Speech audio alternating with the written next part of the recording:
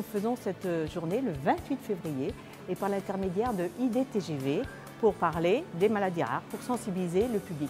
Naturellement, toutes ces actions ne pourraient se faire sans les partenaires financiers. Effectivement, les partenaires financiers sont aussi des partenaires d'information et de sensibilisation. Ici, en fait, pour cette belle journée, pour donner le coup d'envoi du premier IDTGV qui s'en va vers Toulouse, pour nous associer à la cause des patients et partager ce bel élan de solidarité. Si vous êtes intéressé par les maladies rares, venez nous rejoindre au wagon bar.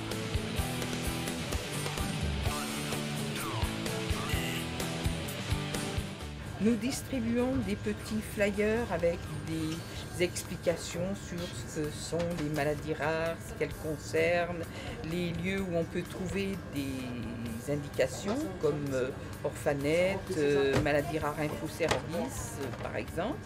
Et puis les gens peuvent venir répondre à un petit quiz qui un petit peu vérifie s'ils ont bien compris ou bien lu toutes les explications données, soit sur les flyers, soit sur les affiches qui sont dans la voiture bar.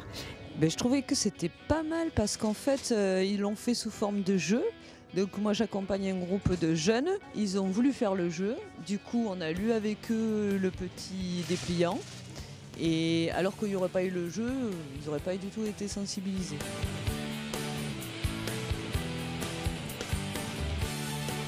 C'est original comme démarche et là, ça fait passer de l'information.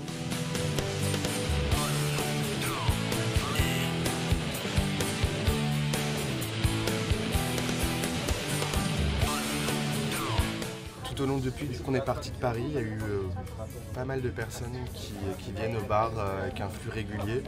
Donc ils sont vraiment très intéressés. C'est une action de sensibilisation, même si la maladie c'est 1 sur 2000, on connaît peut-être des personnes, c'est de la sensibilisation. Mais il y a des personnes qui expliquent bien l'association là, qui sont très motivées. La journée elle-même est montée sous un axe de communication qui est de faire passer à travers des bracelets donc, des ambassadeurs sur les maladies rares et donc de sensibiliser les gens en fait. Tout un échange au niveau national pour permettre d'avoir des cohortes suffisamment importantes de patients pour pouvoir faire de la recherche et trouver des médicaments.